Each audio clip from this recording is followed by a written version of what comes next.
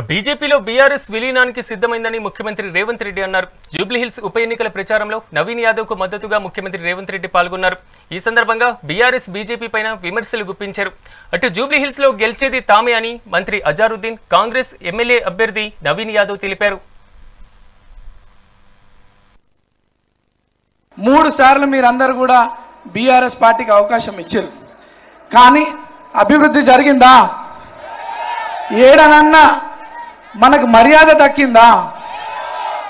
సెంటిమెంట్లకి, సింపతిలకి ఆలోచన చేయకండి. ఎలక్షన్ అంటే మన భవిష్యత్తుకి సంబంధించినటువంటి విషయం, మన పిల్లల భవిష్యత్తుకి సంబంధించినటువంటి విషయం, మన ప్రాంత అభివృద్ధికి సంబంధించినటువంటి విషయం. 10 ఏళ్ళు ఎటువంటి అభివృద్ధి జరగలే. మరి నేను ఏ రోజన్నా ఎవరినైనా ఒక చెంపదెబ్బ కొట్టినా, ఎవరినైనా బెదిరించినా, ఎవరైనా ఇల్లులు కడితే కూలగొట్టే ప్రయత్నం చేసినా, 1 రూపాయి వసూలు చేసినా, అందరు పేదోళ్ళకి అండగా నిలబడ్డం, మాతో చేతనైనంత సాయం చేసినాం. నేను ఏ రోజు తప్పుడు పనులు చేయలే. ఇవాళ మీ కొడుకును పట్టుకొని రౌడీ అంటుండు. రౌడీనా? నేనేమో గుండానా? ఏమో తప్పు చేసిందా? మరి ఏం జవాబిస్తారు అటువంటి వాళ్ళకి? क्या कांग्रेस पार्टी ने माइनॉरिटीज के लिए नहीं देखा? कांग्रेस अकेली पार्टी है जो माइनॉरिटीज के लिए आगे सोचती है और कोई पार्टी आगे नहीं सोचती. जब से इंडिपेंडेंस हुआ है, जब से कांग्रेस मुसलमानों के साथ है और माइनॉरिटीज और मुसलमान कांग्रेस के साथ है.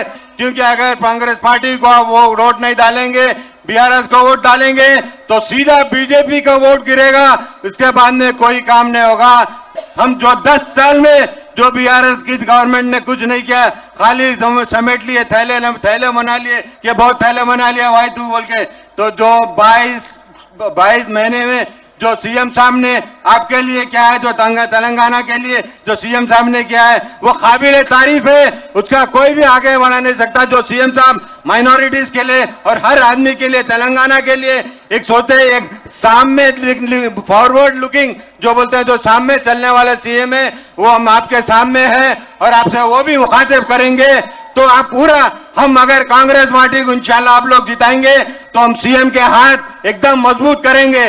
మంచి సాంప్రదాయం. ఎవరైనా ఎమ్మెల్యేలు చనిపోతే ఆ కుటుంబానికి ఏకగ్రీవం ఇచ్చే సాంప్రదాయాన్ని తుంగలో తొక్కి ఉప ఎన్నికలు తెచ్చి, ఈ ఖైరతాబాదే కాదు, పార్లేరులో రామరెడ్డి వెంకటరెడ్డి చచ్చిపోయినా, నారాయణఖేడ్లో కిష్టారెడ్డి చచ్చిపోయినా, ఆనాడు పార్లేరులో రామరెడ్డి వెంకటరెడ్డి సతీమణి నించుంటే ఆ సతీమణికి వ్యతిరేకంగా అభ్యర్థిని పెట్టి ఎన్నికల్లో ఓడించింది కేసీఆర్ కాదా? నేను ఇవాళ అడుగుతున్న తండ్రి కొడుకులను, ఆనాడు మీకో నీతి, ఈనాడు మాకో నీత? నీ జాతికి అసలు నీతి ఉందా? ఒకవేళ నీ జాతికి నీతి ఉంటే ఆనాడు పీజీఆర్ మీద పోటీ పెట్టినందుకు రాయమత్ నగర్ చౌరస్తాలో, ఎస్పీఆర్ కాలనీలో ముక్కు నేలకు రాజీ ప్రాంత పేదవాళ్లకు క్షమాపణ చెప్పిన తర్వాత బీఆర్ఎస్ దరిద్రులు ఓటు అడగాలి. 3 సార్లు మీరందరూ కూడా